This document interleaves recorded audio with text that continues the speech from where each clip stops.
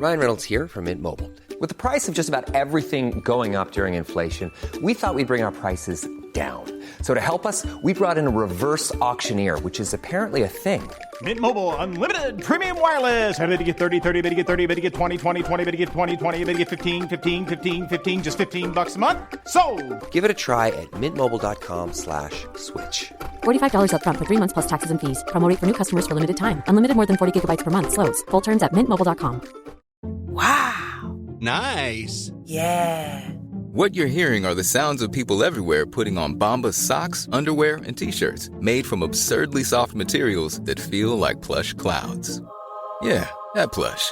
And the best part? For every item you purchase, Bombas donates another to someone facing homelessness. Bombas. Big comfort for everyone. Go to bombas.com/ACAST and use code ACAST for 20% off your first purchase. That's bombas.com/ACAST. Code ACAST.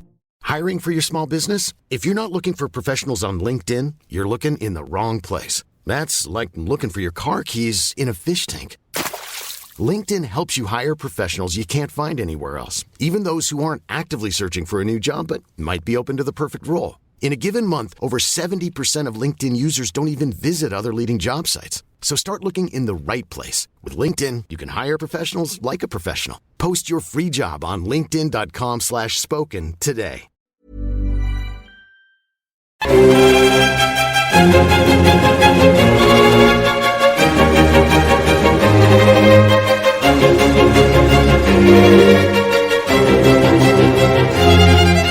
Hello and welcome to The Napoleonicist. Today I'm bringing you a Waterloo special. You might wonder why, since I went to town on the battle last year for the 205th anniversary. If you missed it, scroll back through the listings and you'll find that it's all still available on your favourite podcasting platform. But rather than unpick the battle, its strategy, or attempt in vain to find some new angle on it, I wanted to do something more simple and more poignant, to bring you a retelling of the Waterloo story through the eyes of those who fought it. This is not a rehashing of the Voices from the Battlefield series from last year, which emphasised accounts that resonated with the contributors. Instead, it's a bespoke narrative weaving together accounts into a coherent timeline. Full disclosure, the inspiration for this is an excellent book by Christine Hughes-Petrone called Waterloo Witness. I'll release a separate episode tomorrow offering a short review of the book, and I actually interviewed Christine a few weeks back, but we're waiting for the book to be released in the US before that episode goes live. UK-based folks can buy a copy via the Napoleonicist bookstore. The link is in the description to the episode. And you'll not only be able to support the author by purchasing it there, but also independent bookstores and the Napoleonicist. Napoleonicist patrons, remember that you can get 10% off the title using your Patreon discount code if you buy it directly from Pen and Sword Books. So, let's dive straight in. I want to start, first of all, with Napoleon landing in France. So fast forwarding to that moment when Napoleon comes back from exile in Elba, places himself on French soil with the aim of ousting French King Louis. And I want to read you an extract from Colonel Charles Angélique Francois Houchet, a great fan of Napoleon, it has to be said, as will become very apparent from this following extract. 3 leagues from Gore, the Emperor found a battalion of the 5th Regiment, a company of sappers, in all maybe 700 or 800 men stationed to oppose him. He accordingly sent Captain Raoul to parley with the men, but they would not hear him. Napoleon, then alighting from his horse, marched straight for the detachment, followed by his guard, with arms turned outwards. "What, my friends," said he, "do you not know me? I am your emperor. If there be a soldier among you who is willing to kill his general, his emperor, he may do it. Here I am," placing his hand upon his breast. "Long live the emperor," was the answer, in an unanimous shout. Now, Houchet was a colonel who commanded the 7th Regiment, and he had actually been quite kind of soul distraught by Napoleon's exile. Not everyone, of course, was so enamoured, not least the French King Louis, who quite rightly saw the threat that Napoleon posed to his regime. The following are Soult's orders of the day. These are from the 7th of March 1815. Now, Soult, at this point in time, was Minister of War to the French king. And this speaks a lot about the concern with which the return of Napoleon was greeted, at least within the French monarchy, admittedly as much of a biased source as Houchet was. Whether the measures adopted at the Congress of Vienna to settle the peace of Europe, by removing still further the only man interested in troubling it, have thrown this man upon a desperate enterprise, where the criminal intelligence has flattered him with the support of some traitors, his very partisans know him, and will serve him less from affection than in hate, in defiance of the established government, or from personal motives of ambition or avarice. Free from such passions, strangers to such calculations, the National Guards will see with other eyes the reappearance of that man, who, himself destroying his own institutions, and under the pretence of a regular government, exercising the most arbitrary and despotic power, has sacrificed the population, the riches, the industry, the commerce of France to the desire of extending his rule beyond all limits, and of destroying all the dynasties of Europe to establish his own family. That man who, to say all in one word, gave to the world a new and terrible example of the abuse of power and fortune, when ambition is without bounds, passions without check, and talents without virtues. He reappears at a time when France is just recovering its breath under a moderate government, when violent parties, checked by the Charter, are reduced to vain murmurs, and are without power to disturb the public peace, when the nation is about to receive from the King and the Chambers the completion of its institutions, when capital, so long shut up, is applied to agriculture, to industry, to foreign commerce, with a development which awaits only the proclamation of the bases adopted by the Congress for the balance and peace of Europe.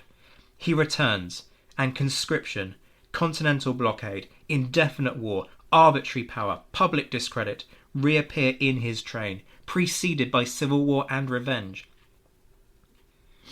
Quite clearly, therefore, a damning commentary on what Napoleon represented with his return. Admittedly, as I say, as much biased as those who were great fans of Napoleon. And it is worth saying, of course, that this didn't stop Soult from joining Napoleon and becoming his chief of staff. What, though, of the Allied perspective? Well, at this point it's worth turning to the words of Wellington, who of course would play a pivotal role in the whole of the Waterloo story, and particularly of Napoleon's downfall at the Battle of Waterloo itself.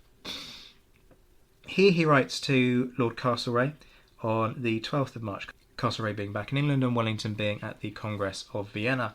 I have but little to add to my dispatch regarding Bonaparte's invasion of France. The intention is, as soon as it shall be ascertained that he can make head against the king, to assemble 3 large corps, one in Italy, solely Austrian, which will consist of 150,000 men, one on the Upper Rhine, Austrian, Bavarian, troops of Baden and Württemberg, which will eventually consist of 200,000 men, but will at first consist of only the troops of Bavaria, Baden and Württemberg. The third, on the Lower Rhine, consisting of the Prussian corps of Kleist, the Austrian garrison of Mayence, and other troops on the Mosel, to be joined to the British and Hanoverians in Flanders. Of this corps they wish me to take the command. The Russian army, 200,000 men, is to be formed in reserve at Würzburg. The remainder of the Prussian army in reserve on the Lower Rhine. The Emperor of Russia seems reconciled to the notion of the old system of managing the great concern in a council consisting of himself, the King of Prussia, and Schwarzenberg. He expressed only a wish that I should be with him, but not a very strong one, and, as I should have neither character nor occupation in such a situation, I should prefer to carry a musket. The Emperor of Austria intimated to me this day that, in case of the movement of his troops became necessary, he could do nothing without the assistance of money from England. I told him I should write to your lordship upon the subject by this courier, and that, in my opinion, the first measure to be adopted was one something of the nature of the Treaty of Chaumont, in which he agreed, and afterwards to think of subsidy, if England could grant such a thing. It is my opinion that Bonaparte has acted upon false or no information, and that the king will destroy him without difficulty, and in a short time. If he does not, the affair will be a serious one, and a great and immediate effort must be made, which will doubtless be successful. Wellington then, expressing an admittedly misplaced confidence not only in the French King Louis, but also in the almost inevitability of a successful outcome, which, as we will discuss, was not a foregone conclusion. Now, the response of the French people, by contrast, was somewhat mixed.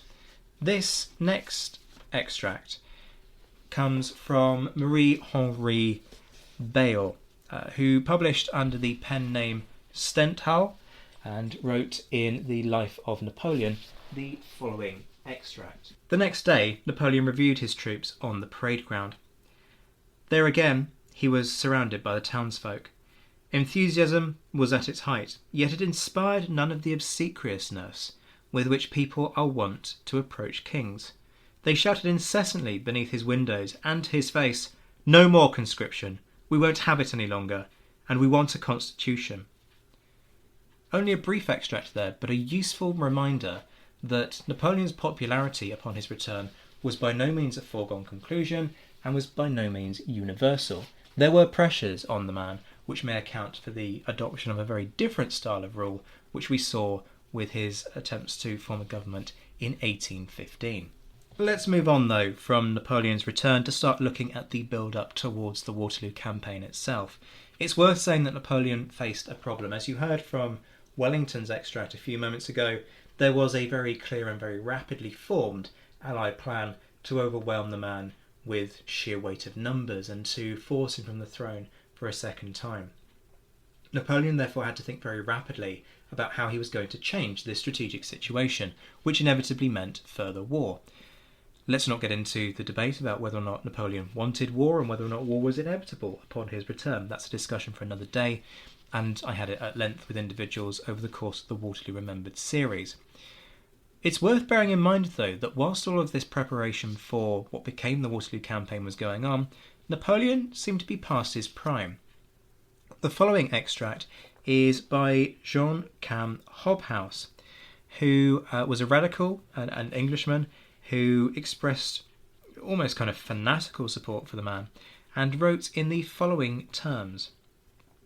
This extract relates to a parade of the National Guard. His face was a deadly pale, his jaws overhung, but not so much as I had heard, his lips thin, but partially curled. His hair was of a dark, dusky brown, scattered thinly over his temples.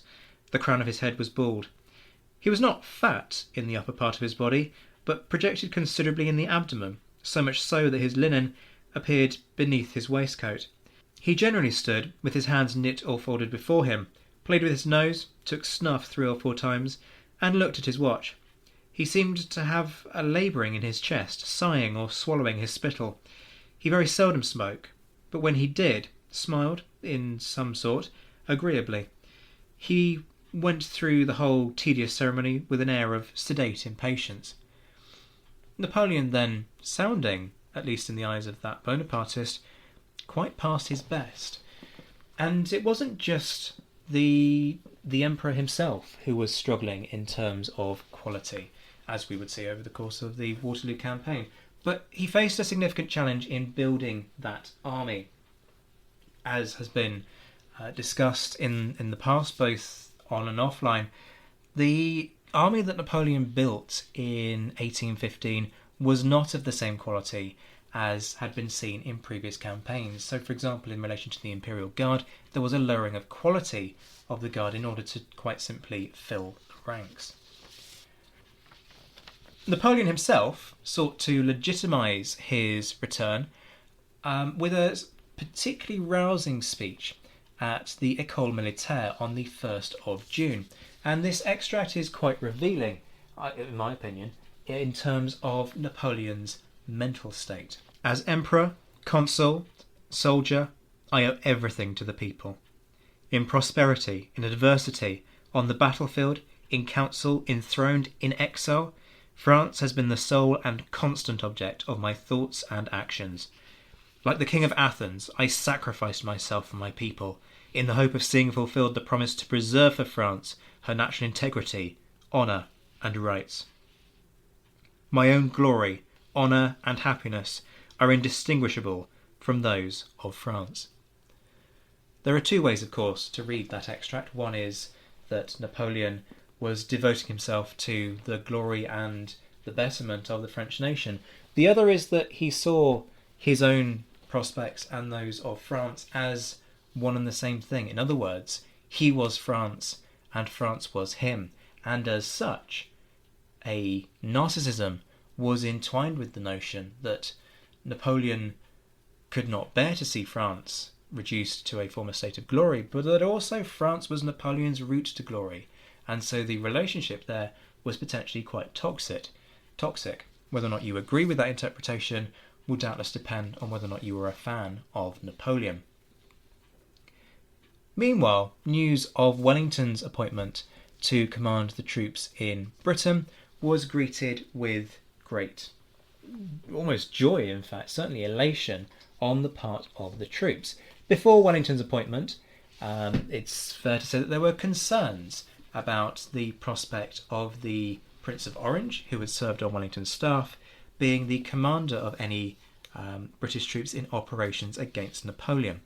We now turn to William Wheeler, who speaks just days before the announcement was made that Wellington would command. The Prince of Orange is in command of the army. There can be no doubt but the Prince is well experienced in war, having served on the Duke of Wellington's staff during the Peninsular War, but he is not the man for us. None but Wellington or Hill, or some of the generals who have served with us in the late campaigns, can have our confidence. The Emperor will most assuredly command the French army, and it will require a general of uncommon skill to withstand so powerful a genius. Wellington's the man that must lead us on. He who has baffled the skill of most of the French marshals, and led his army victoriously from the Tagus to the Pyrenees, and then into the heart of France. He is looked to by the remnant of the old Peninsular army. 100 times a day the question is asked, "Where is Wellington? Surely we shall not be led to battle by that boy," meaning the Prince. Now, Wheeler's account is significant because Wheeler was an NCO, a member of the rank and file of the 51st Light Infantry.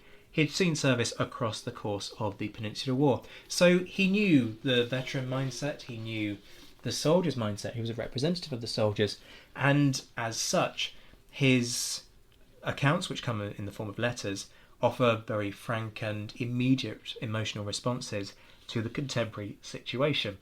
Wellington famously remarked that his army was an infamous one. Certainly there can be no question he would have much rather have had more of his veteran Peninsular War units. But for all that there were concerns about the allegiance, the loyalties, the dependability of the Dutch, Hanoverian and King's German Legion, perhaps to a lesser extent the King's German Legion, but also the King's German Legion troops who were under his command once he was finally appointed to lead the army in Belgium, the fact remains that the contribution of the non-British, shall we say, forces was not only absolutely vital but has long been pushed to the sidelines. What, though, was the mood of the army on the eve of war? Well, for that we now have an extract from Captain Edward Kelly. Kelly served in the 1st Life Guards, and he's writing here on the 4th of June. This letter is addressed, "My dearest love," and in one paragraph he writes, "We are in hourly expectation of moving. The French are within 20 miles of us and very inferior to our cavalry. Bonaparte is said to have been near us a few days ago, and the Prussian army is on our left in great force and most beautiful order." Why bring you that particular quote? Well, I find it quite interesting that there's a premonition there of what was to come. We often talk about how Waterloo was this daring strike that caught the Allies completely by surprise, and certainly it did. But at the same time, there was just this inkling that despite Napoleon having shut the borders, they knew what was coming, and as such, the army perhaps might not have been assembled ready to move, but it sensed that the climax, if you will, was upon them. On the same date that Kelly was writing that letter and sensing that the campaign might have been about to begin, Napoleon was leaving his soldiers in no doubt of what was awaiting them in the coming days. He issued this rousing proclamation/speech to his men, which is worth reading in terms of understanding the ability of the guy to get inside the minds of his men, to rouse them on to ever greater feats. Behold the anniversary of Marengo and Friedland, which has twice decided the destinies of Europe. It was then, as at Austerlitz, as at Wagram, that we were too generous to an enemy at our feet. We gave our easy face to the protestations and oaths of those princes to whom we left their thrones. These same princes, having leagued amongst themselves, are now in arms against the independence of France. Let us march to give them the meeting. Both they and we are still the same. Soldiers, at Jena against these same Prussians, we were 1 against 3. At Montmirail, 1 against 6. As many of you have been prisoners amongst the English, relate to your comrades what you suffered in their prisons and hulks. The Saxons, Belgians and Hanoverians, and soldiers of the Confederate of the Rhine, lament that unhappy force which compels them to obey those princes, who are the enemies of justice and liberty. They know the insatiable cupidity of this coalition. They know that these princes have already devoured 12 millions of Poles, 12 millions of Italians, 1 million of Saxons, and 6 millions of Belgians, and thus all the German states of the second order are their next destined prey. Madmen! A moment of prosperity has blinded them. The oppression and humiliation of the French people are beyond their power. If they enter France, they will find in it only their grave. Soldiers, we have marches to make, battles to give, and dangers to incur, but with constancy, discipline, and a resolution to conquer, the victory will be ours, and the glory and liberty of France will be reconquered. For all Frenchmen who have the heart, the moment is come to conquer or die. A very different tone then to the conciliatory one that Napoleon had initially put to the Allies. But of course he's speaking to rouse his men, so he's going to emphasise the sort of the glory aspects. But for anybody who questions, was Napoleon quite happy to play the glory card when it came to war? Well, in 1815 at least, well, there's your answer. Certainly don't seem to be many qualms there. Now, the French army moved across the Belgian border on the 15th of June. It was a daring lunge, essentially down the axis between the two Allied armies. So on the one hand, you had the Anglo-Dutch army under Wellington, and on the other, the Prussian force under Blucher. And essentially there's this rift between the two of them, which Napoleon seeks to exploit in order to push the two apart. Why try and do that? Well, it's a divide and conquer strategy. Napoleon knew that on his own he was outnumbered by the combined might of the Anglo-Dutch and Prussian forces. But if he could push one at arm's length and then deal with one of the individual forces, whether it was the Anglo-Dutch or whether it was the Prussians, that didn't really matter. If he could achieve that, he held the numerical advantage and could crush them and then turn on the other. It was a daring strategy. It came incredibly close to working. But the crucial factor, or one of the most crucial factors that decided the campaign, was the failure to take the crossroads of Quatre Bras on the day/evening of the 15th of June. We now turn to Lefebvre Desmouets, who was charged with the task of taking the crossroads by Ney. He's writing here to Ney, the Prince of Moskva, as he addresses him, and he begins, "My lord, when we reached Fresnay, in accordance with your orders, we found it occupied by a regiment of Nassau infantry, some 1,500 men, and 8 guns. As they observed that we were manoeuvring to turn them, they retired from the village, where we had practically enveloped them with our squadrons."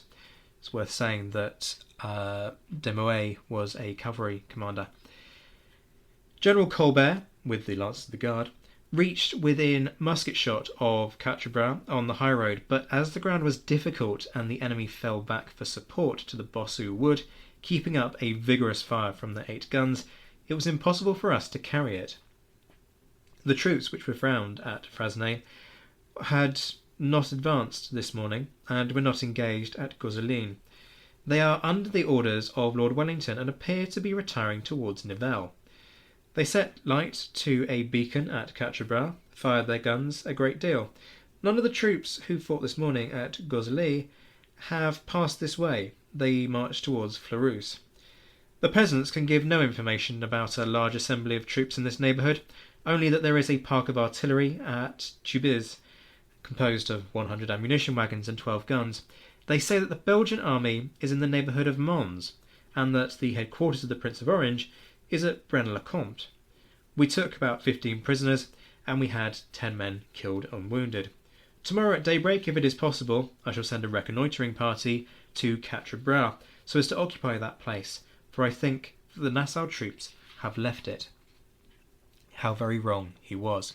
Because, of course, over that night, the troops under the command, from the brigade of Saxe-Weimar, made a very crucial decision. They didn't abandon the crossroads, and this is a significant disobeying of orders by Wellington, because the stock order was to, as this extract attests to, was to concentrate on Nivelles, i.e. to unmask the Quatre Bras crossroads.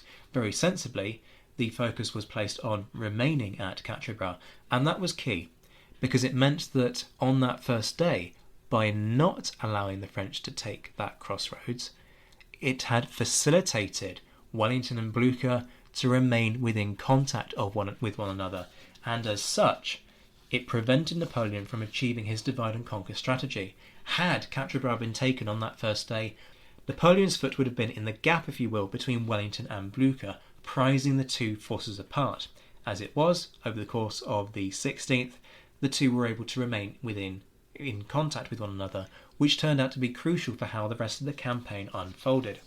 We now, of course, turn to the events of the 16th of June and the twin battles of Quatre Bras and Ligny. I'm not going to give you a detailed breakdown of either event. That's not really the purpose of this extract, but the strategy for both sides over the course of that day, well, for Napoleon it was a continuation of what he'd already attempted to achieve on the 15th, i.e. this was the sort of fruition, if you will, of the first day's marching. Having the Prussian force concentrate at Ligny meant that he had a force within striking distance, and so the plan was hold off Wellington's force at Quatre Bras, take the crossroads if at all possible, achieve that cutting of communications, but also crush the Prussians at Ligny, so that then the following day Napoleon could descend on Wellington and crush his force. So far then, the plan sort of seemed to be working. But over the course of what was effectively a bloodbath on the 16th of June, the campaign-changing victory eluded Napoleon. Ligny was a slogging match. It was a classic Napoleonic battle in terms of pinning and wearing the enemy down with artillery fire and then striking at the opportune moment. And it's important to acknowledge that this was Napoleon's last victory.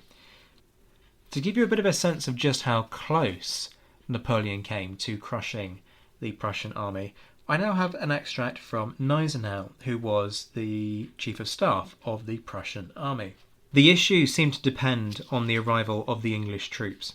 And this is significant because, of course, for all that people talk about how Wellington was saved at Waterloo, the point is that this was always the plan, that in the case of Quatre Bras, what Wellington really wanted to do was to contain Ney, who was facing him at Quatre Bras, and then send reinforcements to support Blücher.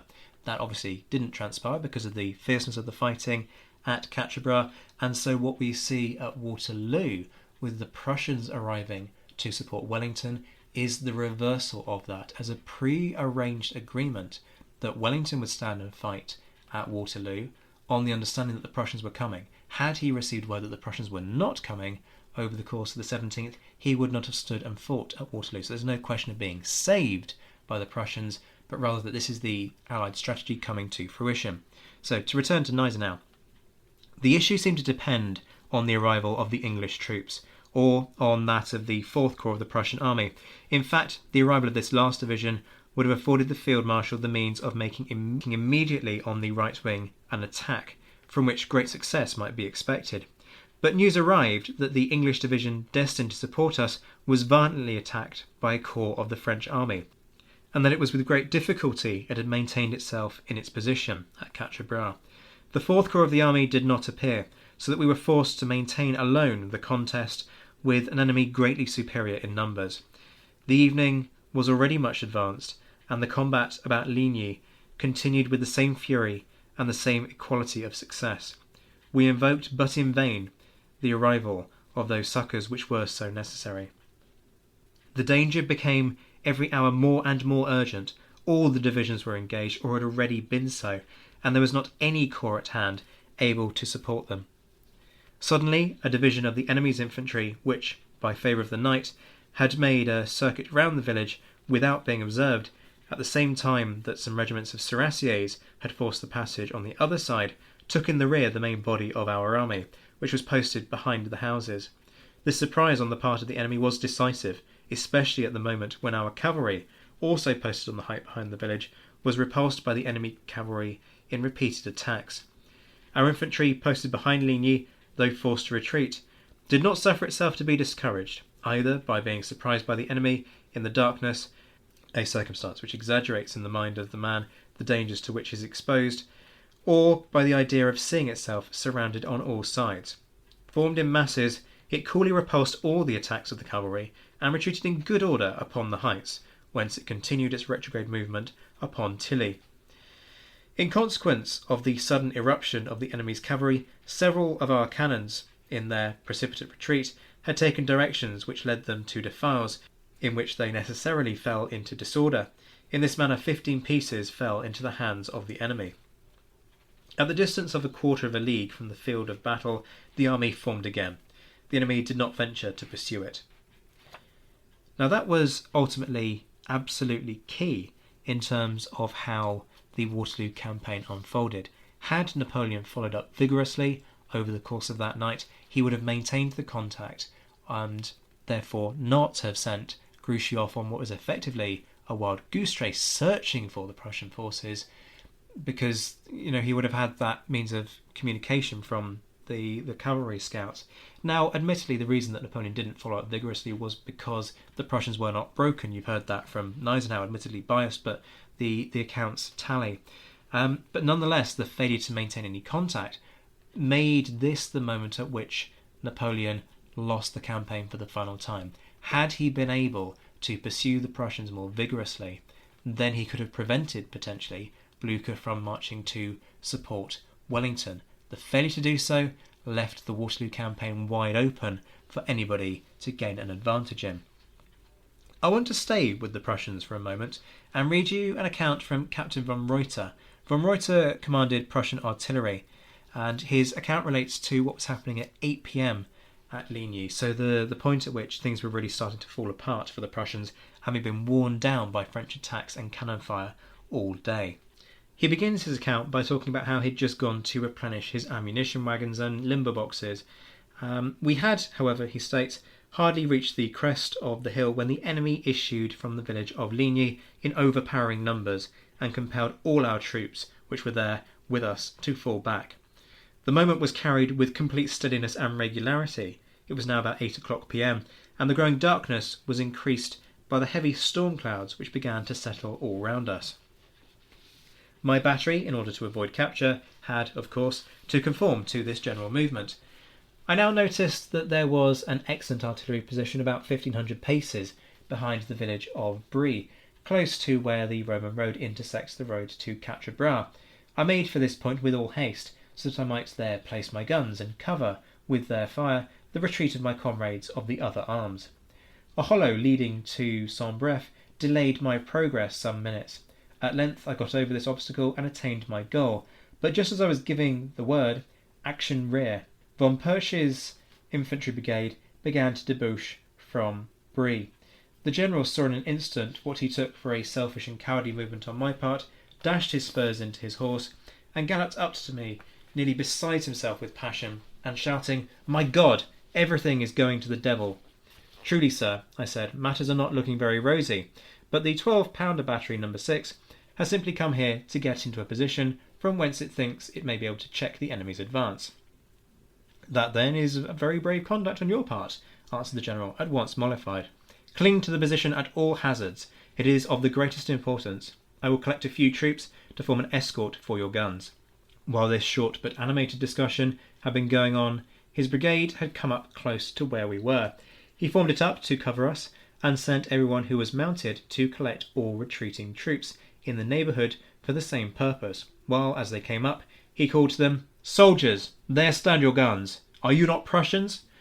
During the time that sort of rearguard was thus formed, the battery had opened fire on the enemy's cavalry, which was coming up rather cautiously, and had forced them to fall back again. Later on, a 6-pound field battery and half a horse artillery battery came up and joined us. The fight then became stationary, and as the darkness came on, fighting gradually ceased on both sides. That gives you a sense then of why the follow-up was not vigorous on the part of the French, because ultimately the Prussians were able to demonstrate that they still had teeth. In fact, you could make the argument that von Reuter's actions potentially saved the entire campaign, albeit unbeknownst to him. Let us turn for a moment then to events at Quatre Bras, where a very different kind of battle was unfolding. Quatre Bras was a case of holding the French at arm's length, or at least the plan was to hold the French at arm's length and then send troops to support Blucher. But Wellington's plan was never able to be brought into fruition for the simple reason that the French made such good progress. Now, I've talked at length about the reasons why the French delay the attack, but ultimately that delay is really quite crucial.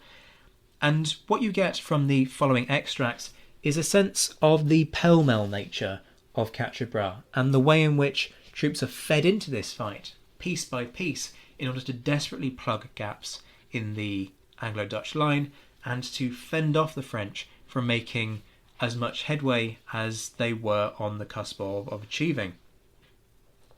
This next extract is from Captain William Burney. He's from the 1st Battalion, 44th Regiment. He writes, "The regiment reached Quatre Bras about 1 or 2 o'clock, halting and ordered to cook. The Duke of Brunswick with his dragoons lay on one side of the road, the 44th on the other. We could distinctly hear artillery. The Prussians were engaged, and several of their wounded passed us, saying it would be warm work in front. They had had enough of it the day before. Presently, fall in 44th, cooking knocked on the head. All was excitement. The brigade advanced under General Denis Pack.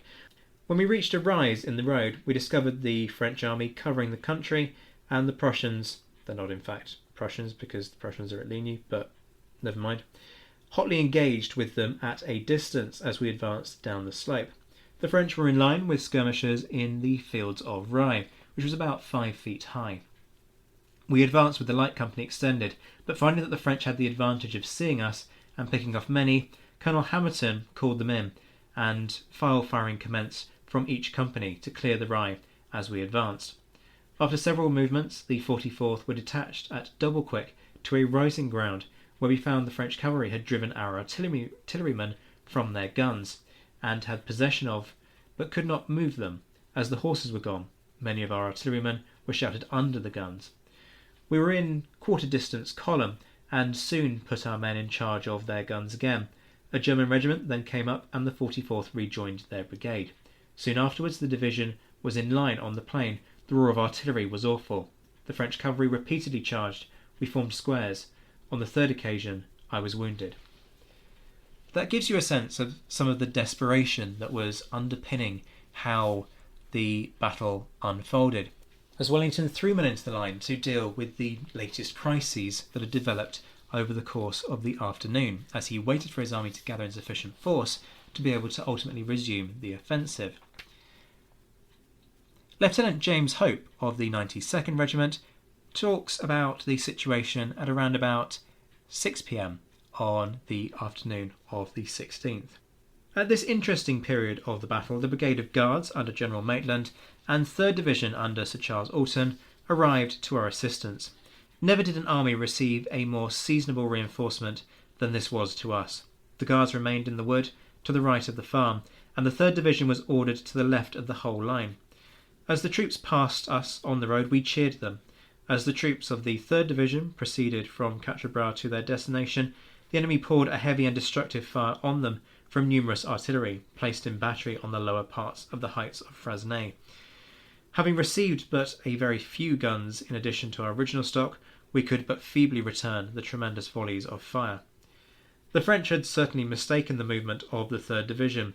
They must, I think, have entertained the idea that the troops of that division were those who had baffled their cavalry in 2 different attempts to get possession of the village, for no sooner had that corps cleared Quatre Bras than the enemy made dispositions to renew the attack on that place. To cover their real design, the enemy opened a tremendous fire from the whole of their artillery on the troops stationed at the farm, and which lasted without intermission till 7 o'clock. By this time the enemy's infantry had approached very close to the village by 2 separate routes. One column advanced by the highway, the other by the hollow, which runs along the edge of the wood called the Bois de Bossu. The Duke of Wellington, who had all the time been eyeing the French infantry through the clouds of smoke, and was convinced that their object was Quatre Bras, ordered Colonel Cameron to charge them with his Highlanders. Before the order to charge was given, the enemy had occupied a house of 2 stories, which stands on the left of the highway at Charleroi, at the distance of 200 yards from the village. On the opposite side of the road, there was a large garden surrounded by a thick thorn hedge, having a little gate on the side nearest the road, and another of a similar size immediately opposite to it. Between the two there was a gravel walk, about a yard in breadth. On the left of the house there was another hedge, which the enemy had also taken possession of. The order to charge had scarcely been given when every man in the regiment appeared in front of the bank, and amidst one of the heaviest fires of musketry I ever witnessed, advanced to dislodge the enemy from the house, garden, and hedge.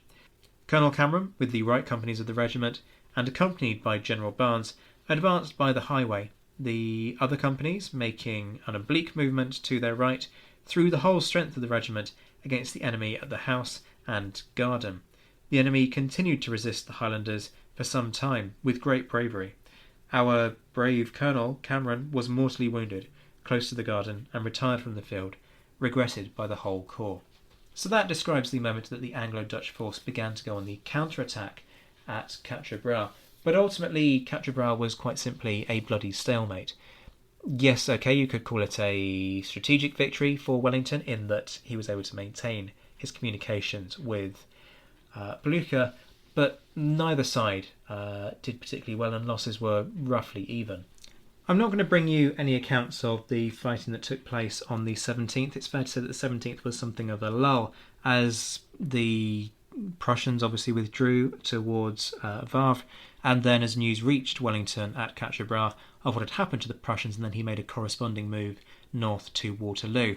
But it is worth saying that the British cavalry and artillery made a great job of holding the French assaults, but they were helped in part by the fact that Napoleon did not use the morning of the 17th to turn and descend on Wellington whilst he was still at Quatre Bras. Had French troops arrived earlier and had Ney followed up his attack from the following day, then it would have been much harder for Wellington to extricate himself from that position. As it was, that wasn't the case, and so we reach the morning of the 18th of June.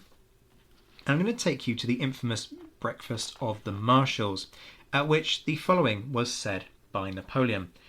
There are 90 chances in our favour. I tell you, Wellington is a bad general. The English are bad soldiers. We will settle the matter by lunchtime. Soult replied, I sincerely hope so. Of course, the marshals advocated caution in the face of Wellington, and Napoleon was rather scornful of them on the basis that he thought they simply feared him because they'd been beaten by him, which is absolutely fair, but that there in itself lay the problem, that they knew Wellington, they knew the nature of the beast they were fighting, and so had reason to be cautious.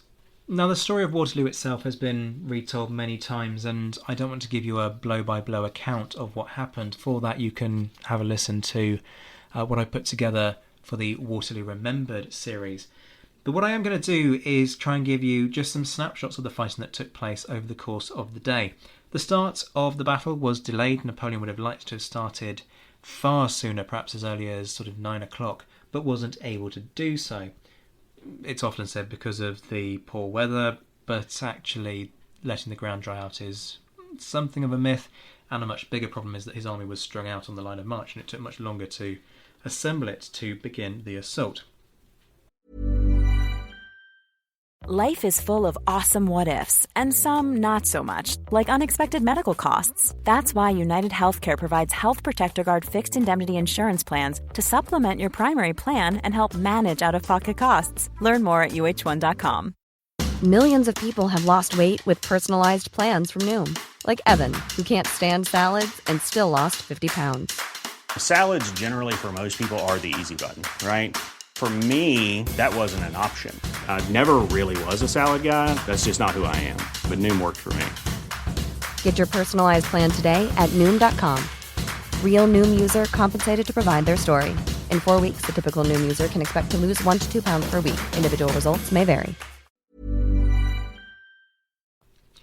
Quite famously, the battle opened with a French cannonade and at the same time a descent on the farm of Hougoumont. The fighting at Hougoumont is described in this extract from Lieutenant Colonel Francis Home of the 2nd Battalion 3rd Regiment of Guards. And I do want to emphasise at this point that for all we quite rightly praise those members of the Guards who were at Hougoumont, the majority of the fighting, as Gareth Glover has shown, was actually done by members of the Dutch army as opposed to the British Guards. But nonetheless, there was a Guards presence. Here is Colonel Francis Holmes's account. The troops had occupied Hougoumont on the evening of the 17th. In the night was an alarm. The light companies of the 2nd Guard Brigade under Colonel MacDonell were sent down there. They were reinforced by the 2 companies of the 1st Brigade under Lord Saltoun, who occupied the orchard. About 11 o'clock, a battalion of the Nassau troops was sent down as reinforcements to Colonel MacDonell. These, at first, might be about 600 strong, but after the first hour there was not one of them to be seen. They had all vanished. Other reinforcements were at intervals sent down from Sir J. Byng's brigade, until at last the whole of the 3rd Regiment and 8 companies of the Coldstream were employed in or near Hougoumont.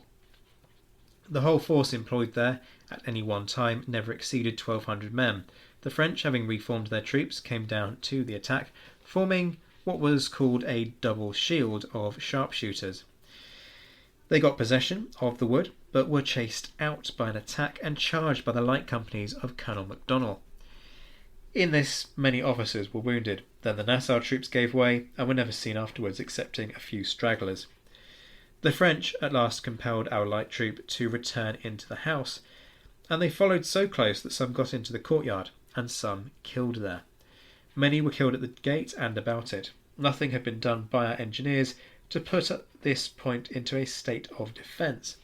It formed the most important point in the day's position, and yet at 11 o'clock there was not a single loophole made in the garden wall.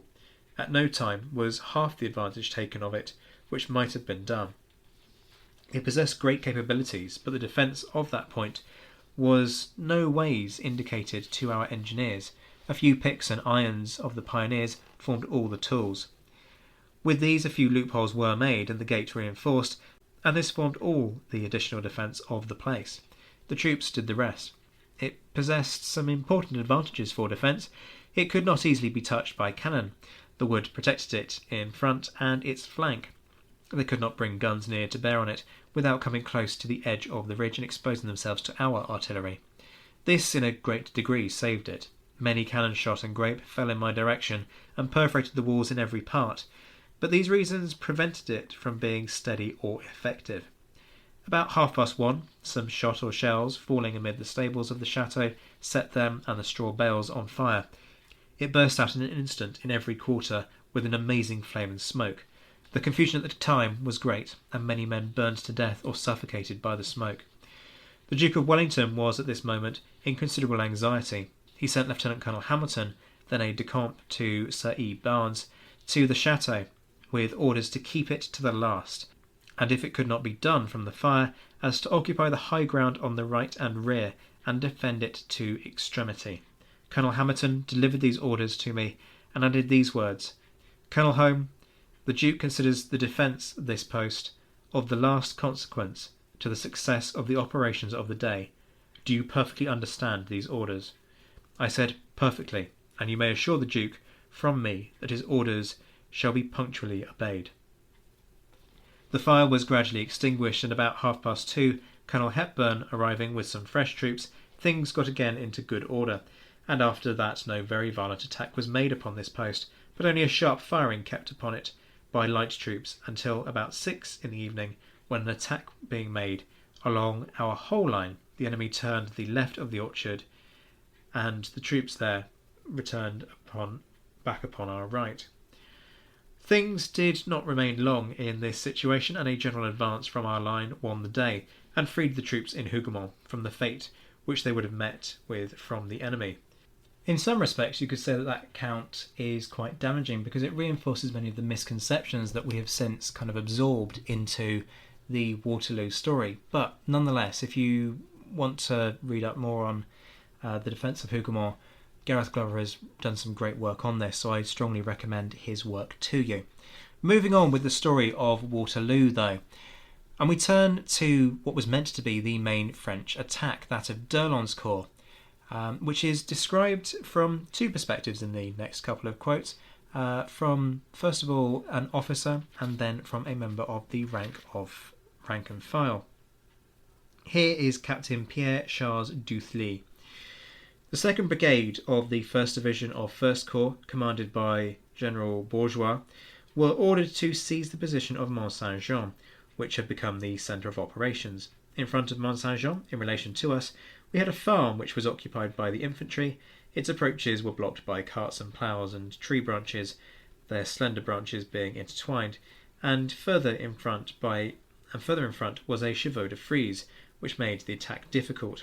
The surrounding hedges were also lined with Scottish sharpshooters and supported by several other regiments placed in ambush. There was also a body of cavalry protected by a formidable battery, which was placed on a concealed height and made this position an excessively fortified one. The 2nd Brigade was placed in a hollow, having been formed in column of attack by battalion, and began marching at the pas de charge, preceded by skirmishers and shouts of joy, but this precipitation and enthusiasm would become fatal in that the soldiers had yet to do a long march to reach the enemy. They were soon tired by the difficulty of moving on land that was greasy and soggy, and which broke the straps of their gaiters, and some even lost their shoes, burdened by the amount of mud attached to them, and by the fact that the mud stuck the soles of the shoes to the ground, and because the commands could not be heard, as they were covered by the thousands of repeated shouts and noise from the drums. Soon there was some confusion in the ranks, especially when the head of the column had reached within range of the enemy's fire.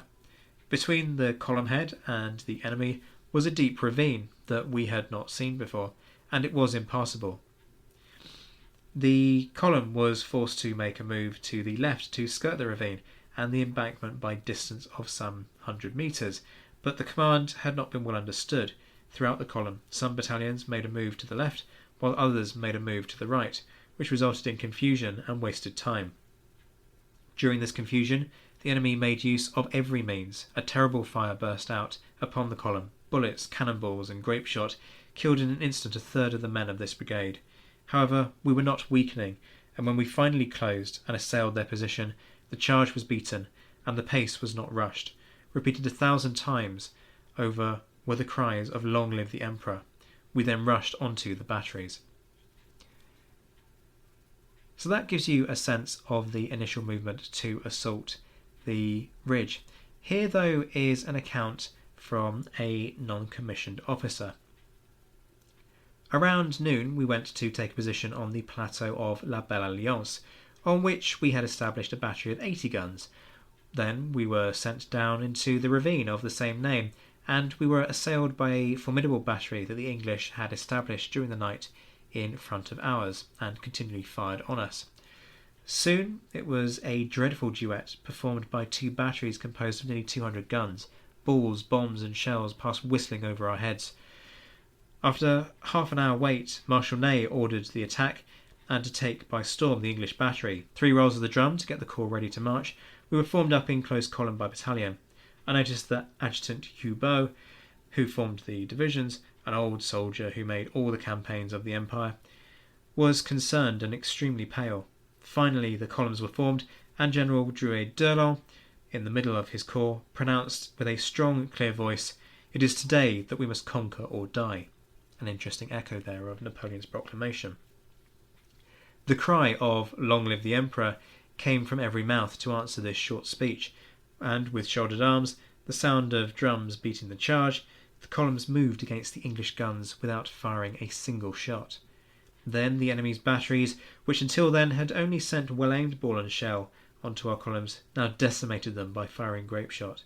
Hardly had we gone 100 steps than the commander of our 2nd Battalion, Marine, was mortally wounded. The captain of my company, Duzy, was struck by 2 bullets, and Adjutant Hubeau and the eagle-bearer, Cross, were killed. Amidst this, the calm and serious voices of our commanders called the only command: close the ranks. At the second discharge of the English battery, the grenadiers' drummer, Lecointe, had his right arm carried off by a round shot. But this courageous man continued to march at our head, beating the charge with the left hand until the loss of blood made him faint. In 1821 I saw him in Paris, where he had entered the Invalides. The third discharge reduced the leading company of our battalion. The terrible cry of "close the ranks" was heard again. This cry warded away the terror and despair in our hearts. It produced a completely different effect, inspiring us with courage and the determination to overcome and avenge our dead brothers in arms, who were killed before our eyes.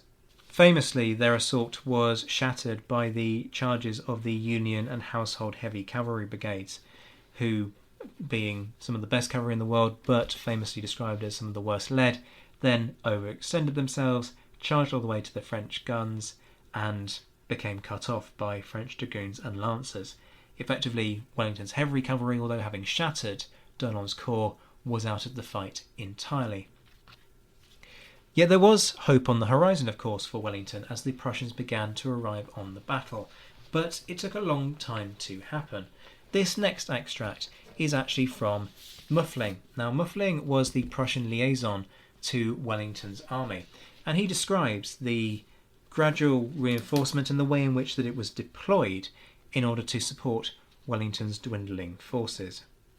At 3 o'clock the Duke's situation became critical, unless the succour of the Prussian army arrived soon. On the receipt of my report, it was resolved not to await the arrival of the whole of von Bulow's corps on the plateau, but to advance out of the wood as soon as the 2 12-pounder batteries arrived. At 4 o'clock the Field Marshal began his cannonade, as well as his advance against Plancenoit, and as the advance guard of the 1st Corps, that's Ziethen's corps, had already appeared in the position on the nearest height, I begged Generals Vandeleur and Vivian to hasten immediately with their 6 regiments of English cavalry to the assistance of the distressed centre, that's the Wellington centre, on account of the arrival of the Prussian corps. They were no longer wanted on the left wing. He then goes on, almost simultaneously with the movements of these regiments, that is, Vandeleur's and Vivian's hussars, the enemy advanced with infantry against the left wing at Papelotte. General Ziethen's advance guard, which I was expecting with the utmost impatience, suddenly turned around and disappeared from the height just as the enemy took possession of Papelotte with his guards. I hastened after this advance guard on the other side of the height, from whence I saw them in full retreat. Now, in essence, the Prussians weren't actually withdrawing, but it gives you a sense that at 3 o'clock, not only was the pressure starting to be applied to Napoleon and the Prussian troops starting to create problems for the French, but also that things were by no means rosy for the Anglo-Dutch army, and that everything still hung in the balance. As the afternoon wore on, the French famously made what seemed to be a futile cavalry attack on the Allied right flank. It's thought now that this was an effort to pin Wellington in order to prevent him from preparing for what was meant to be another hammer blow in the same direction that D'Erlon's corps had struck in, using effectively a reformed remnants of D'Erlon's troops. That never came because of the pressure that the Prussians were applying to the French right.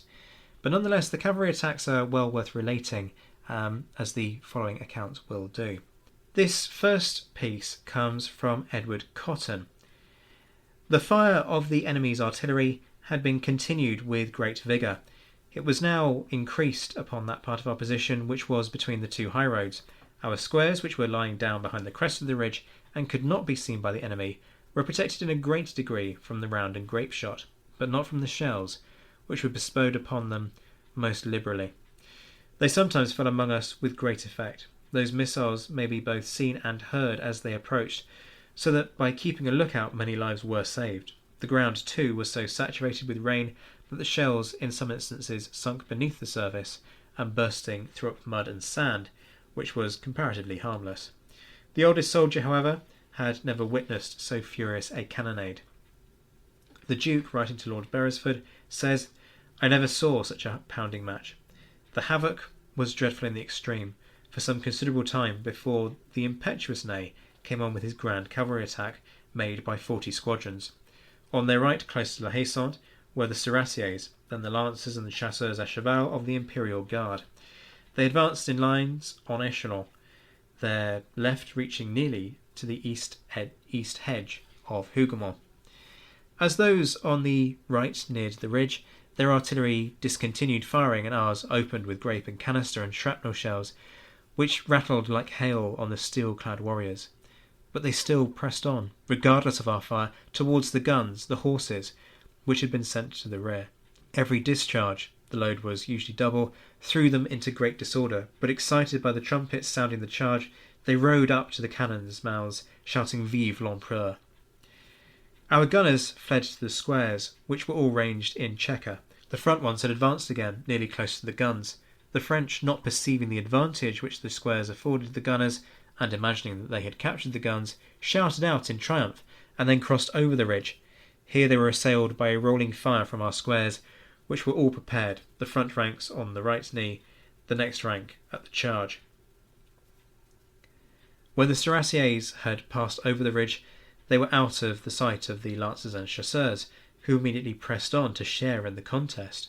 Our artillery received them in a similar manner, some of the men rushing back to their guns, and after discharging them at the foe, taking shelter again within the squares or under the guns.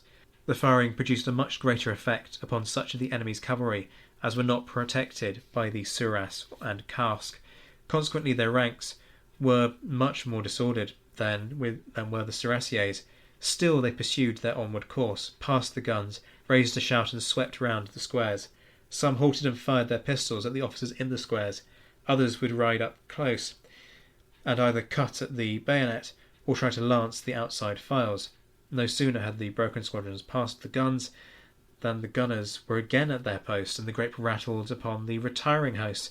But frequently before a succeeding round had been discharged, the hostile cavalry were again upon them and compelled them to seek shelter. During the cavalry attacks, those of the enemy were at one time on the Allied position, riding about amongst our squares for 3/4 of an hour, all cannonading having ceased between the two high roads. When the enemy's squadrons became broken and disordered, our cavalry, who were kept in hand till the favourable moment, again attacked them and drove them down the slope, often following too far, by which they burned their fingers and likewise prevented our gunners from keeping up a constant fire. Our position was scarcely free from the enemy's cavalry before their numerous artillery began to ply us again with shells and round shot. After the first cavalry charges, our infantry squares, finding the odds in their favour, gained confidence, and it was soon evident they considered the enemy's cavalry attacks as a relief, and far more agreeable than their furious cannonade, which was invariably suspended on their attacking force crowning our ridge. I am confident, from what I saw and heard, as during as well as after the battle, that most of our British infantry would rather, when in squares, have the enemy's cavalry among them than remain exposed to the fire of artillery. The first foot guards had the enemy's cavalry on every side of their square several times and beat them off. Our squares often wheeled up into line to make their fire more destructive. On this, the Cuirassiers would suddenly wheel round to charge, but our infantry were instantly in square and literally indulged in laughter at the disappointment and discomfiture of their gallant opponents. Throughout the day our squares presented a serried line of bristling bayonets, through which our enemy's cavalry could not break. Had the enemy made their attacks throughout with infantry and cavalry combined, the result must have been much more destructive, for although squares are the best possible formation against cavalry, there can be nothing worse to opposite infantry. I am not aware of any parallel to the extraordinary scene of warfare now going forward. Most of our infantry were in squares, and the enemy's cavalry of every description riding about among them, as if they had been our own, from which, but for their armour and uniforms, they might have been mistaken. That account gives you a sense of the futility of what the French were trying to achieve by charging the Allied squares, but let's now hear from the French perspective. The farm of Hougoumont was attacked and was defended by the English. The French infantry was placed entirely at this farm and at La Sainte Alliance. He actually means La Haye Sainte. He's got the two, La Belle Alliance and La Haye Sainte, confused, but anyway. The French infantry was placed entirely at this farm and at La Haye Sainte, and renewed their attacks. The heavy cavalry division of Leutier, formed in close columns with the men dismounted, stood behind the infantry. They charged the English, who evacuated their positions.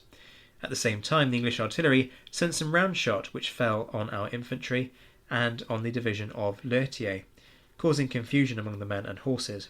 It was decided to charge the line with the cavalry. The English had time to prepare their dispositions for the attack. We moved to the offensive in front of our infantry, which then formed a line between the farms, with no other dispositions. This was a great fault. The squadron formed the head of column of Leutier's division and advanced against the infantry, followed by the other squadrons. Due to the distance separating us from the English, it permitted to perform the movement to form a square to receive the charge. The squares resolutely awaited the cavalry and were determined to hold their fire until point-blank range. The infantry's fire had a powerful impact on the cavalry's morale, which was greater than its physical impact on the cavalry, which was never better demonstrated. The coolness of the British infantry was all the more remarkable for the absence of the fusillade, which we were expecting, and that, to our great surprise, we did not receive, which disconcerted our men. They were then seized with the thought that they were going to be received by a fire that would be much more murderous from being at point-blank range, and probably to escape such a fire the first squadron wheeled to the right, and thus decided a similar movement by all the following squadrons. The charge failed, and none of the squadrons rallied till they reached the embattled farm of La Haye Sainte, which, being still occupied by the British, fired upon us, wounded and killed many in an instant. Among those who were wounded were General Leutier, who commanded the division, General Piquet, who commanded the brigade, Colonel Leopold, who commanded the 7th Regiment of Dragoons, and 2 squadron commanders of the same regiment. The command of the 7th Regiment of Dragoons passed to Squadron Commander Letton at the moment they rallied behind Sainte Alliance, La Haye Sainte. Following this event, the Emperor, informed of the danger to our position, ordered the farm of La Haye Sainte was to be attacked and taken. Ney was placed at the head of the infantry and marched to this post and captured it. That therefore gives you a different sense of the impact of the resoluteness, if you will, of the Allied squares. Nonetheless, and notwithstanding what we've just heard, the French attacks were beginning to have an effect, and there were clear signs that the whole day was starting to take its toll on the Allied line. We're now going to hear from the famous General Maitland, who of course commanded the Guards Brigade at Waterloo. Here he's describing the situation surrounding Ney's attack and the attack of the Imperial Guard. The cannonade which began the action was very heavy, and we suffered in our squares from this with the greatest steadiness. Afterwards the French cavalry advanced against us in immense masses, one after another attempting with the greatest gallantry to break our squares. They halted at a certain distance, sent forward some of their men to fire with pistols at us, but ours were too steady to return their fire, and preserved it for their charge, which was continually fruitless. They then assailed the 3rd Battalion square, in which I was, and which was the most advanced, with a square of infantry. Finding their fire galling and relying on the steadiness of the men, I pushed forward against them in spite of the cavalry and drove them down the hill. Here the 3rd Battalion halted, still in square, in front of the whole line. The enemy poured on us a heavy fire with its artillery, made a passage 2 or 3 times through the faces of our square, while the cavalry were prepared on our right to take advantage of the least disorder. The coolness and rapidity with which our ranks were closed left him no opportunity with which he thought proper to avail himself.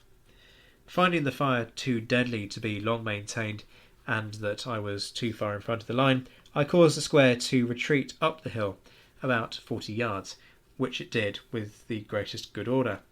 It was at this period that Napoleon made his last effort against our centre, and advanced with masses of infantry supported by cavalry and a blaze of artillery.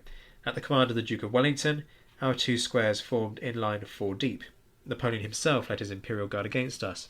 In actual fact he didn't, but, you know. The moment they appeared, that is the Imperial Guard, and began to form about 20 yards in our front, we poured in the most deadly fire that perhaps ever was witnessed, as the field of battle abundantly testified the following day. The Imperial Guard retreated, the whole of our line advanced, and the rest on the part of the enemy was all flight.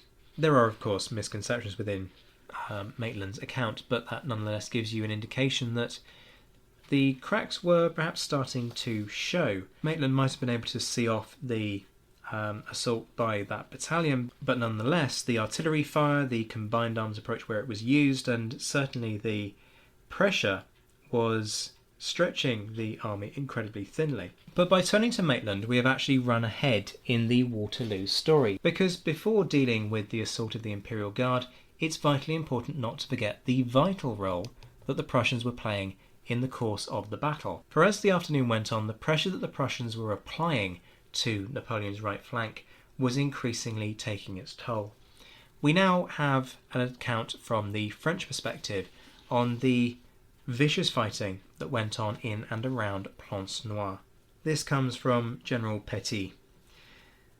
The enemy, he's referring to the Prussians, however, made much progress on our right, which was singularly overwhelmed. The Young Guard, who had been sent at 2 o'clock, and having been forced into a retrograde movement from the village of Plancenoit, the 2nd Regiment of Chasseurs and the 2nd Regiment of Grenadiers were ordered to detach a battalion and enter the village. The enemy was immediately chased out with great loss. We pursued them with bayonets up on the hill. The Chasseurs and Grenadiers marched right up to the Prussian batteries, which were for a time abandoned. The movement was effected at 6 p.m. During this movement, the 1st Grenadier Regiment was formed in 2 squares, 1 per battalion. The first was on the right of the roadway, facing the enemy, on an elevated position overlooking the small path that opens out into a highway and that leads to Plancenoit. We sent some men with the Adjutant Major to the far right of the village to observe the enemy that was there in force. So that's one account, and shows how the fighting ebbs and flows, and that famously a battalion of the Guard was sent in to force out the Prussians from the village at a quite crucial moment in the battle. Nonetheless, the Prussians were able to make headway, as will now become apparent from this extract. For the Prussian perspective on the battle at Waterloo, we now turn once again to Gneisenau. Towards 6 o'clock in the evening, we received the news that General Thielmann, with the 3rd Corps, were attacked near Wavre by a very considerable corps of the enemy, that's famously Grouchy, and that they were already disputing the possession of the town. The Field Marshal, however, did not suffer himself to be disturbed by this news, and it was on the spot where he was, and nowhere else, that the affair was to be decided. A conflict continually supported by the same obstinacy and kept up by fresh troops could alone ensure the victory, and if it were to be obtained here, any reverse sustained near Wavre was of little consequence. The columns, therefore, continued their movements. It was half an hour past 7, and the issue of the battle was still uncertain. The whole of the 4th Corps and a part of the 2nd under General Perche had successively come up. The French troops fought with desperate fury. However, some uncertainty was perceived in their movements, and it was observed that some pieces of cannon were retreating. At this moment, the first column of the corps of General Ziethen arrived on the points of the attack near the village of Smohain, on the enemy's right flank, and instantly charged. This moment decided the defeat of the enemy. His right wing was broken in 3 places. He abandoned his positions. Our troops rushed forward at the pas de charge and attacked him on all sides, while at the same time the whole English line advanced. Whilst the Prussians were coming into play on Napoleon's right flank, the situation was still dire at the centre of the Anglo-Dutch army. The farm of La Haye-Saint fell late in the afternoon, having been gallantly defended by troops of the King's German Legion. This next extract is from Friedrich Lindau, who describes the desperate nature of the fighting as the troops began to run out of ammunition. The farm was stormed again, and my captain ordered me to remain by the gateway. This time the battle lasted longer as ever more columns arrived. We soon ran out of cartridges, so that as soon as one of our men fell, we immediately went through his pockets. At the same time, Major Baring, who constantly rode round the farm, was reassuring us that fresh ammunition would soon arrive. Soon afterwards I got a bullet through the back of my head, which I informed my captain about as he stood above me on the platform. He ordered me to go back. "No," I answered. "As long as I can stand, I stay at my post." Meanwhile, I undid my scarf, wet it with rum, and asked one of my comrades to pour rum into the wound and tie the scarf round my head. I attached my hat firmly to my pack and reloaded my rifle. Soon after that I heard a cry at the door of the barn. "The enemy mean to get through here." I went there and had scarcely fired a few shots down into the barn when I noticed thick smoke under the beam. Major Baring and Sergeant Rees from Tundern and Pope immediately hurried in with kettles that they filled at a pond to empty in the barn. The loopholes behind us were now weakly manned, and the French maintained heavy fire on us through them. But it became weaker, and I and some of my comrades went back in front of the loopholes. Then, just as I had fired, a Frenchman seized my rifle to snatch it away. I said to my neighbour, "Look, the dog has seized my rifle." "Wait," he said, "I have a bullet," and at once the Frenchman fell. At the same moment another seized my rifle, but my next man on the right stabbed him in the face. I needed to draw my rifle back to load it, but a mass of bullets flew by me, rattling on the stone of the wall. One took the worsted tuft from my shoulder, another shattered the cock of my rifle. I looked for another, there were plenty around, and took my place again at my loophole. I had soon fired my shots though, and before I could shoot again, I had to search the pockets of my fallen comrades for ammunition, but they were mostly empty by now. Thus our fire became weaker, and the pressure of the French grew. Inevitably, under such a determined assault and running out of ammunition eventually, the farm had to be abandoned. That process is now related by Lieutenant Graham. We had all to pass through a narrow passage. We wanted to halt the men and make one more charge, but it was impossible. The fellows were firing down the passage. An officer of our company called to me, "Take care," but I was too busy stopping the men, and answered, "Never mind, let the blackguard fire." He, referring to a Frenchman here, was about 5 yards off and levelling his piece just at me, when this officer stabbed him in the mouth and out through his neck. He fell immediately. But now they flocked him. This officer got 2 shots and ran into a room where he lay behind a bed all the time they had possession of the house. Sometimes the room was full of them, and some wounded soldiers of ours who lay there and cried out "Pardon" was shot, the monster saying, "Take that for the fine defence you have made." An officer and 4 men came first in. The officer got me by the collar and said to his men, "C'est ce coquin." Immediately the fellows had their bayonets down and made a dead stick at me, which I parried with my sword, the officer always running about and then coming at me again, shaking me by the collar, but they all looked so frightened and pale as ashes, I thought, "You shan't keep me," and I bolted off through the lobby. They fired 2 shots at me and cried "Coquin," but did not follow me. I rejoined the remnant of my regiment. But with the farm of La Haye-Saint having fallen, it opened the way for Napoleon's last big gamble, a do-or-die assault by the French Imperial Guard. The first extract I want to bring you, relating the Guards' attack, is from the 1st Foot Guards, the sort of classic interpretation that we have of guard-on-guard action. Powell talks about the movement that had been ordered by Wellington for the Brigade of Guards, which he says brought the brigade precisely on the spot the Emperor had chosen for his attack. There ran along this part of the position a cart road, on one side of which was a ditch and bank, and in and under which the brigade sheltered themselves during the cannonade, which might have lasted 3/4 of an hour. Without the protection of this bank, every creature must have perished. The Emperor probably calculated on this effect, for suddenly the firing ceased, and as the smoke cleared away, a most superb sight opened upon us. A close column of grenadiers of the Middle Guard, about 6,000 strong, led as we have since heard by Marshal Ney, were seen ascending the rise au pas de charge, shouting Vive l'Empereur. They continued to advance till within 50 or 60 paces of our front, when the brigade were ordered to stand up. Whether it was from the sudden appearance of a corps so near them, which must have seemed as starting out of the ground, or the tremendously heavy weight of fire we threw into them, Lagarde, who had never before failed in an attack, suddenly stopped. Those who, from a distance and more on the flank, could see the affair, tell us that the effect of our fire seemed to force the head of the column bodily backwards. In less than a minute above 300 were down. They now wavered, and several of the rear divisions began to draw out as if to deploy, whilst some of the men in their rear beginning to fire over the heads of those in front was so evident proof of their confusion that Lord Saltoun hallooed out, "Now's the time, my boys."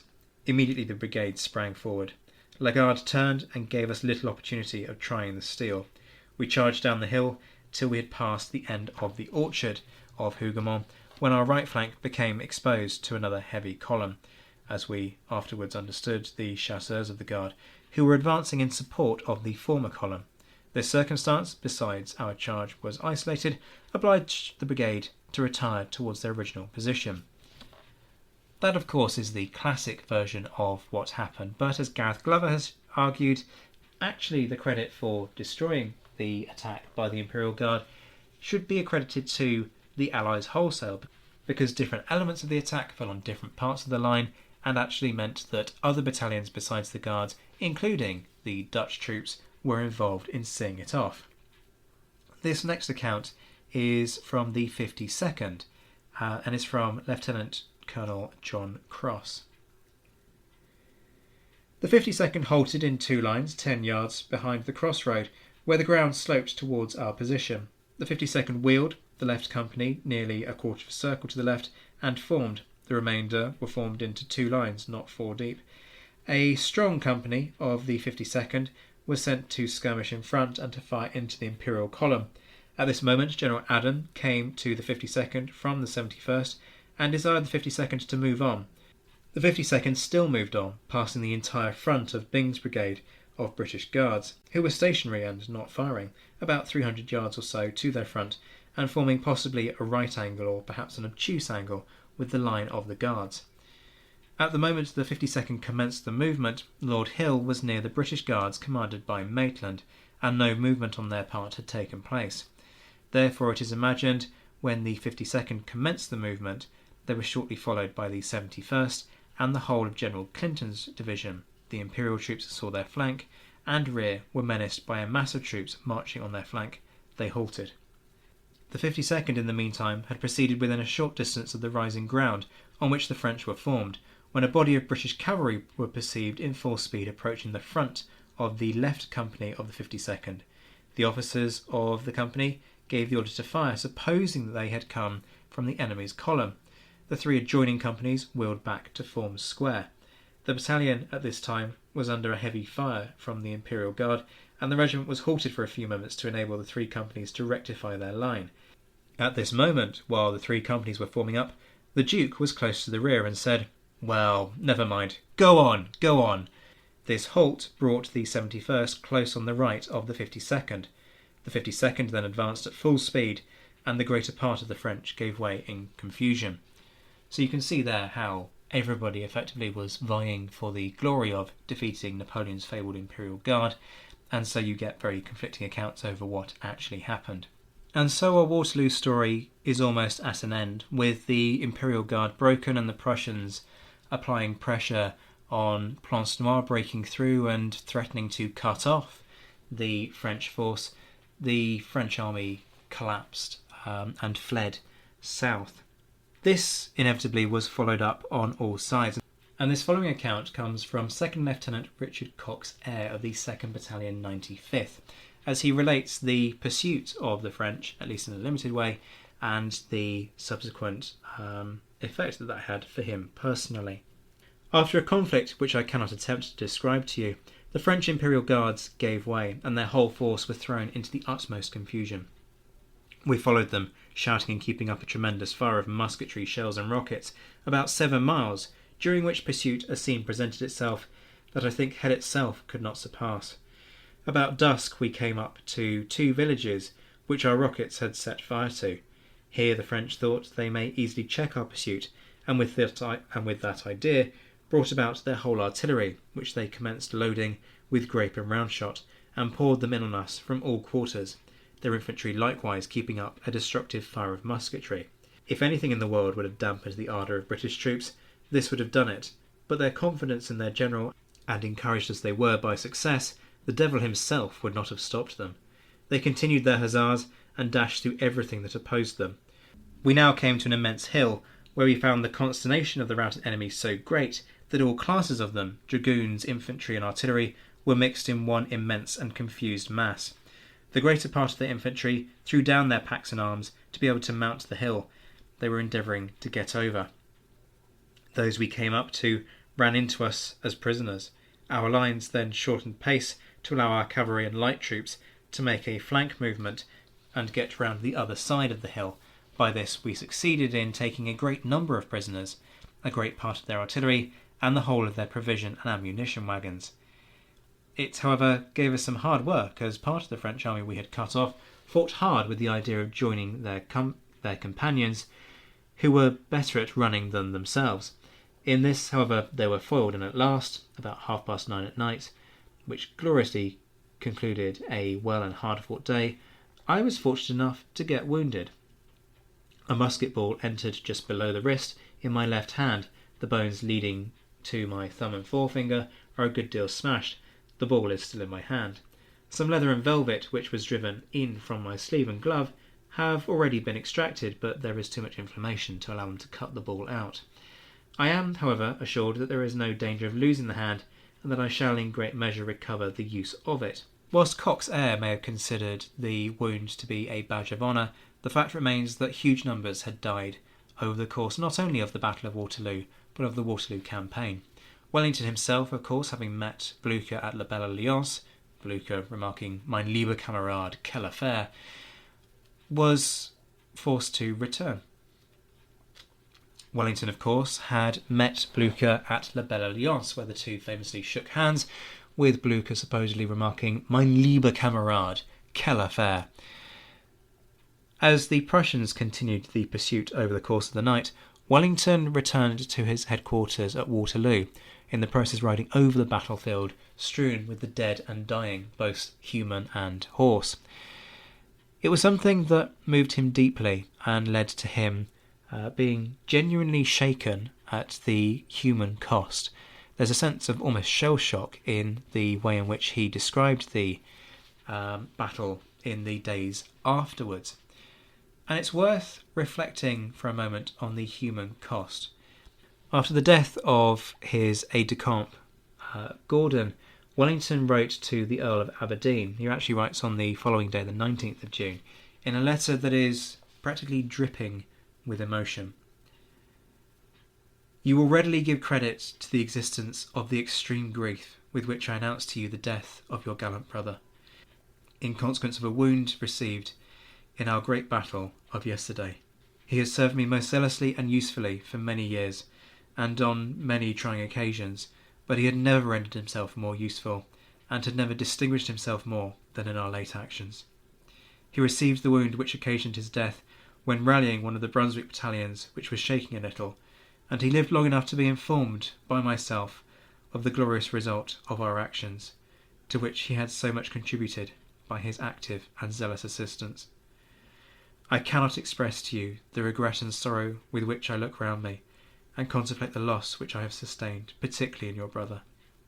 The glory resulting from such actions, so dearly bought, is no consolation to me, and I cannot suggest it as any to you and his friends, but I hope it may be expected that this last one has been so decisive as that no doubt remains that our exertions and our individual losses will be rewarded by the early attainment of our just object.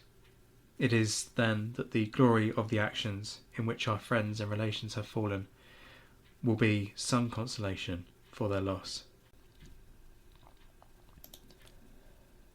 Wellington's words offer a poignant reminder of why stories such as those of Waterloo are so important: the human sacrifice.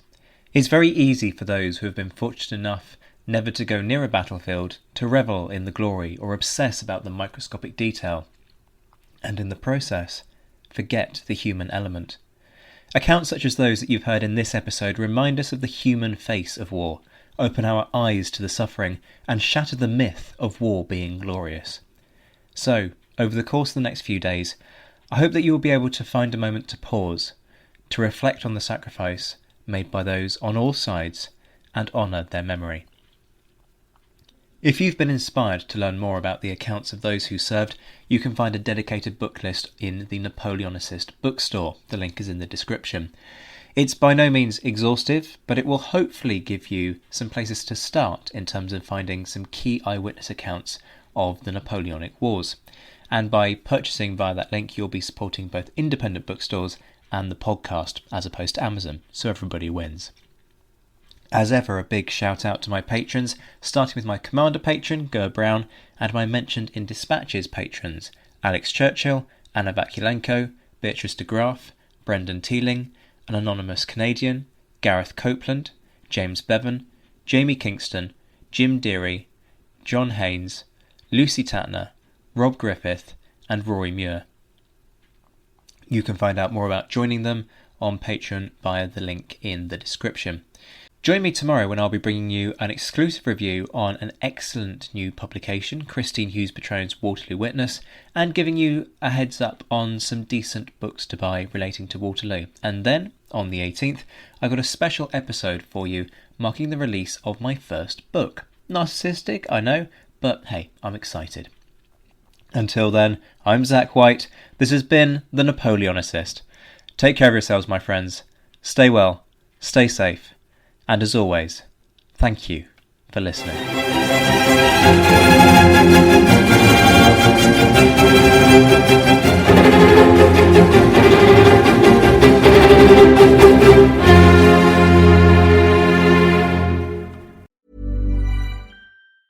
Hey, it's Danny Pellegrino from Everything Iconic.